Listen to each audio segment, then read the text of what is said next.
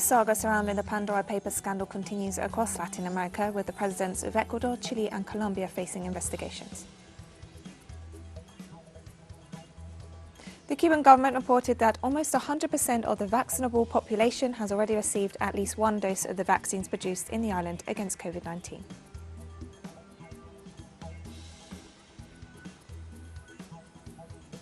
Lawmakers in the West African nation of Bennin have voted to extend abortion rights.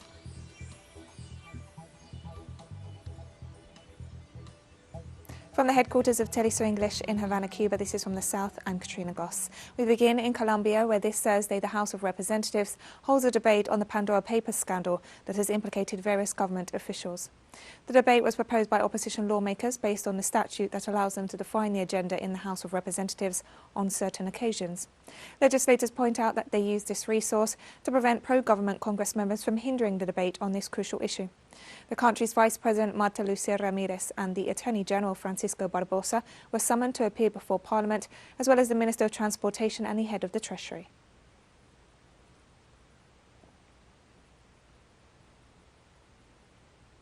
In Ecuador, the president of the Parliamentary Committee on Constitutional Guarantees summoned President Guillermo Lasso for the second time in order to respond to questions regarding the investigation into the Pandora Papers revelations. José Chapascango emphasized that President Lasso must attend the session to be held on Friday. The legislator warned that failure to comply with the summons of a parliamentary committee is a cause for impeachment. Lasso had said he may receive the members of the committee in the government palace, which goes against the normal assembly procedure. The president also claimed that the National Assembly is not competent in this case, and it's up to the Comptroller General's office to look into any allegations.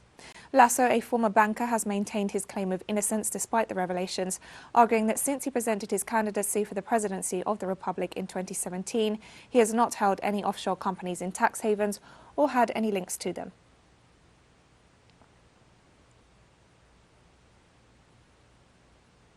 Relatives of Chilean President Sebastián Piñera will be summoned to testify in the Domingo Mining Company case as part of the investigation into the head of state following the revelations of the Pandora Papers investigation. The commission assessing the allegations and case for Piñera's impeachment agreed to invite the First Lady Cecilia Moro as well as her children Cristóbal, Magdalena and Sebastián, as the family was originally the largest shareholder of the Domingo Company and was linked to its sale back in 2010 when Piñera had only recently assumed the presidency. According to the Pandora Papers, the Chilean president sold the mining company in the renowned tax haven of the British Virgin Islands. As part of the deal, the buyer requested that the area where the mining company operated would not be declared an environmental protection area.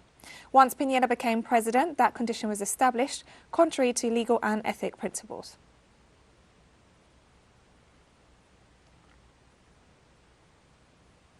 Cargo transporters in El Salvador threaten to carry out protests if the government does not meet their demands.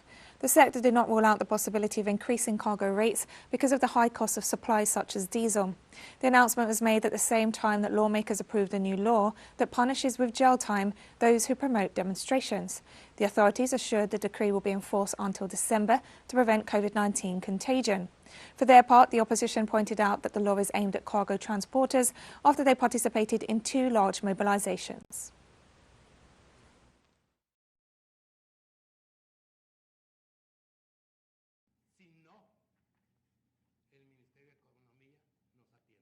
If the Ministry of Economy does not listen to us, I assure you, I give you my word that in the next march that is organized in the country, the cargo transportation sector will be present, and we will not walk.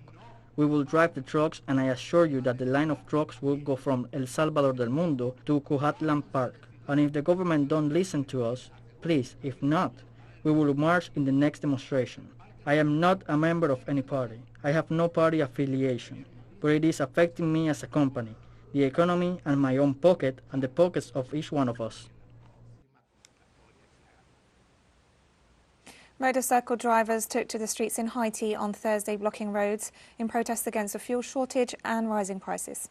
The Office of Monetization of Development Aid Programs announced earlier this week that a shipment of gas products had arrived to supply the market. However, motorcycle riders and taxi drivers have protested for months over the fuel shortages in different parts of Haiti. The drivers say the fuel shortage is a scam created by gas station owners and street vendors in order to charge higher prices. Haiti remains in a deep economic, social and political crisis.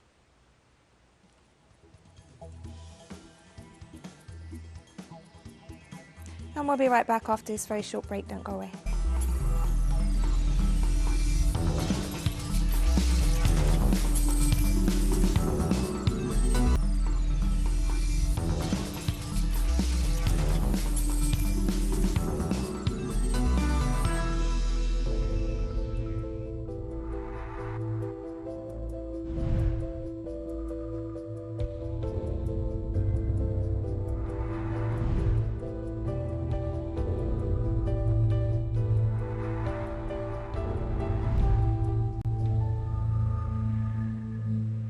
Welcome back to From the South. The Cuban government reported that almost 100% of the vaccinable population has already received at least one dose of the vaccines produced in the island against COVID-19. Foreign Minister Bruno Rodriguez referred to the rapid progress achieved through the national vaccination campaign, highlighting that 99.6% of the population has received at least one dose of a vaccine. The Foreign Minister also pointed out that 70% of Cubans have been fully vaccinated, while the efforts continue to ensure 90% are fully vaccinated by the end of November.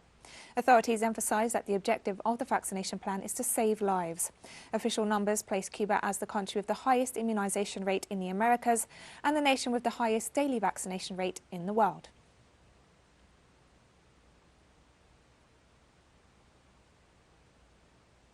As two countries with historic ties of friendship and solidarity, 1.2 million doses of Cuban vaccines against COVID-19 arrived in Nicaragua to continue the vaccination campaign. The batch of Abdala and Soberana O2 vaccines is the first shipment of the three planned before the end of the year to total the 7 million doses agreed between the two countries. The Nicaraguan government is preparing the logistics for the distribution of the vaccines to the population, which will be provided free of charge and voluntarily. The country began its vaccination campaign against the coronavirus in March, starting with people over 30 years of age to chronically ill and pregnant women, using the AstraZeneca, Covishield, Sputnik V and Pfizer vaccines.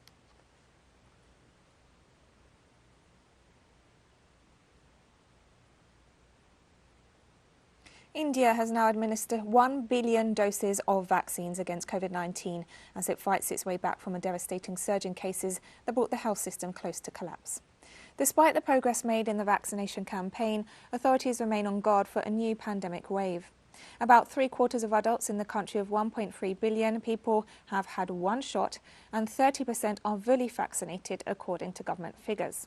However, hundreds of millions of Indians under 18 years old, who make up about 40% of the population, have not had a single shot. More than 200,000 people died in a devastating COVID wave from mid-April to mid-June, according to official figures, which analysts expect fall short of the reality. But cases have since fallen sharply and much social activity has resumed.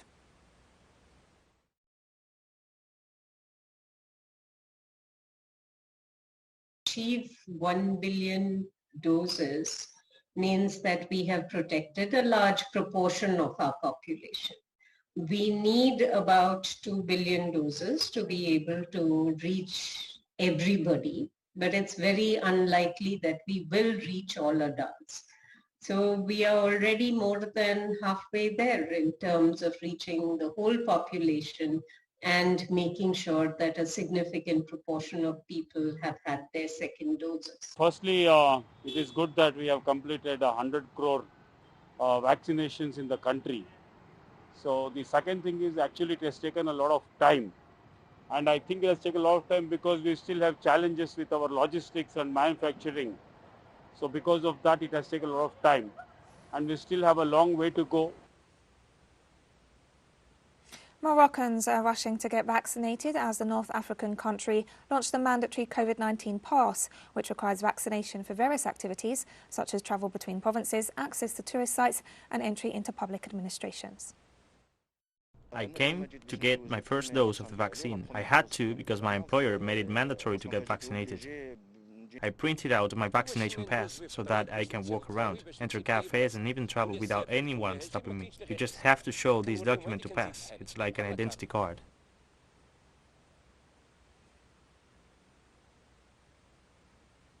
Authorities in China cancelled hundreds of flights, closed schools and ramped up mass testing on Thursday to try and stamp out a new COVID-19 outbreak linked to a group of tourists.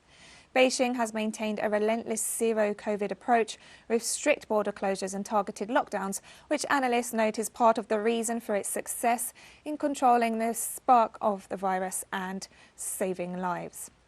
While domestic outbreaks have largely been eliminated, authorities logged a fifth day straight of new cases on Thursday, mostly in northern and northwestern areas, leading them to up the coronavirus controls. The latest outbreak was linked to an elderly couple who were in a group of several tourists. Dozens of cases have since been linked to their travel, with close contacts in at least 5 provinces and regions, including the capital Beijing. 13 new domestic cases were reported on Thursday, a very small number, but local governments are taking no chances and increased measures.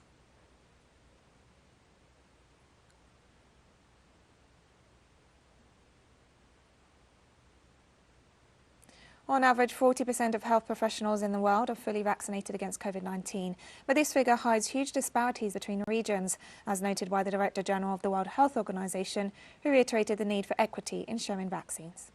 Data from 119 countries suggests that on average, 2 in 5 health and care workers globally are fully vaccinated. But of course, that average masks huge differences across regions and economic groupings.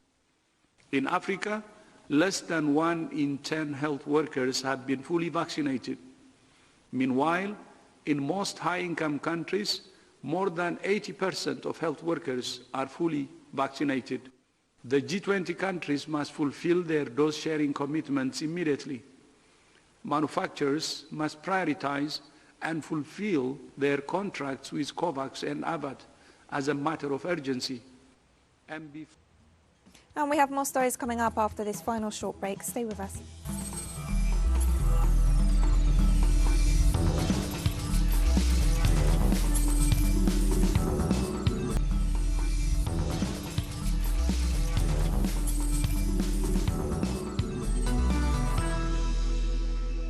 Welcome back to From the South. Lawmakers in the West African nation of Bennin have voted to extend abortion rights. Abortions were previously authorized in the country if pursuing the pregnancy threatened the life of the mother, was the result of rape or incest, or when the unborn child had a particularly severe affection. But after a heated debate in Parliament late on Wednesday, with some lawmakers strongly opposed to legalising abortion further, the amendment finally passed. Under the new text, abortion can be authorised within the first 3 months if it's likely to aggravate or cause material, educational, professional or moral distress incompatible with the woman or the unborn child's interest, representing a major step forwards for women's reproductive rights.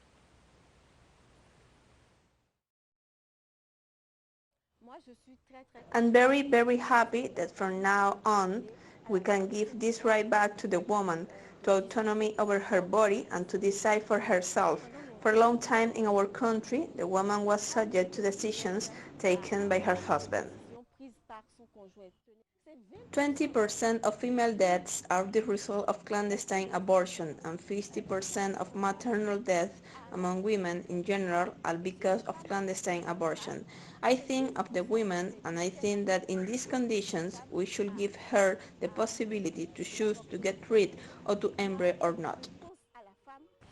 Même le médecin, à des Even moments doctors donnés, at est times are obligé de forced to choisir choose between the entre life la of vie de la mother or mère the life ou of the de child. l'enfant. Et je And ne I don't pense think pas that are many qu'il of y this ait earth, sur even in cette our terre, most même dans traditional nos familles les families, plus many people who traditionnalistes, say, des Foreign ministers of China and Pacific Island countries on Thursday pledged to elevate their comprehensive strategic partnership to a new level.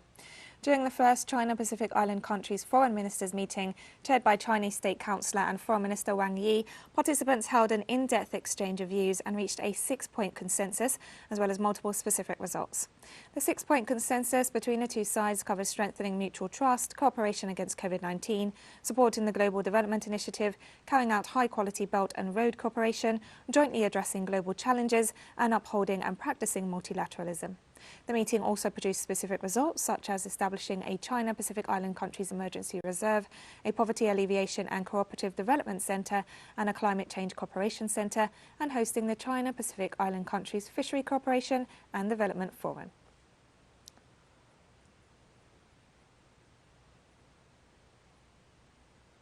The meeting also raised the issue of the release of contaminated water from Japan's Fukushima nuclear power plant disaster into the sea.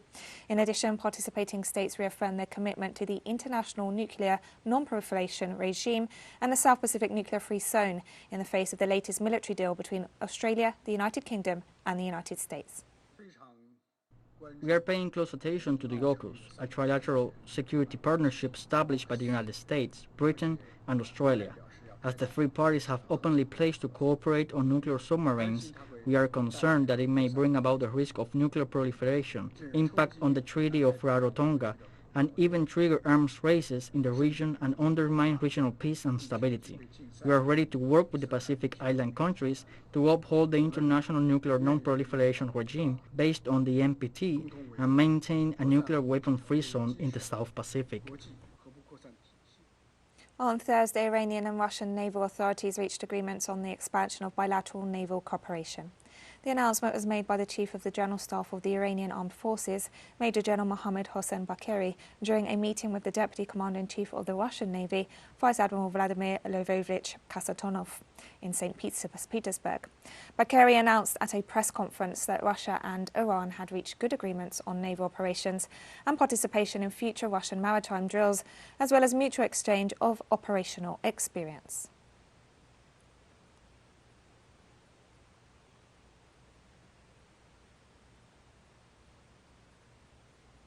Pakistani Foreign Minister Shah Mahmood Qureshi met with Taliban government officials in Kabul on Thursday, following weeks of tension over transport links between the neighbouring countries.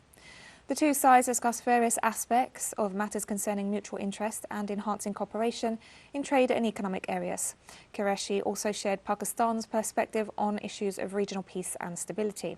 The Foreign Minister highlighted that the country has always stood by Afghanistan and kept the border crossing points open for trade and pedestrian crossing under COVID protocols. The meeting came a day after a major international meeting hosted by Russia and attended by the Taliban and representatives of 10 other nations. This followed meetings between Taliban officials and the United States, as well as the European Union.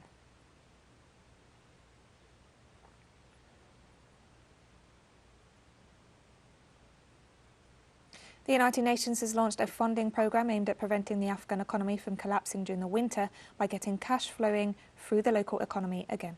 7% of households in Afghanistan could be below the poverty line by early to mid-2022, 97%. It does not take much imagination to understand that the implications of this in terms of disruption, not just to livelihoods, but to a nation and ultimately to the lives of millions and millions of people, is enormous. We have to stabilize a people's economy, and in addition to saving lives in the immediate, we also have to save livelihoods, because otherwise we will confront indeed a scenario through this winter and into next year where millions and millions of Afghans are simply unable to stay on their land, in their homes, in their villages, and survive. Supporters of Sudan's transitional government took to the streets of the capital on Thursday as rival demonstrators maintained a sit-in demonstration demanding a return to military rule. Both sides appealed to their supporters to keep apart and refrain from any violence, but there was a heavy police and troop presence around potential flashpoints. The two sides represent opposing factions of the Forces for Freedom and Change, the civilian umbrella group that spearheaded nationwide demonstrations that led to the army's overthrow of longtime President Omar al-Bashir in 2019. The mainstream faction backs the current transition to civilian rule, while supporters of the breakaway faction are demanding the military take over. Since Saturday, the pro-military faction has been holding a sit-in outside the presidential palace. Ahead of Thursday's demonstrations, leaders of the rival factions appealed for calm as troops and police cordoned roads leading to protest sites.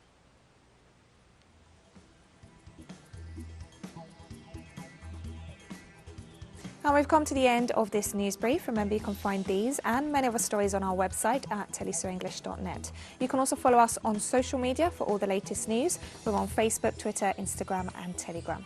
For TeleSUR English, I'm Katrina Goss. Thank you for watching.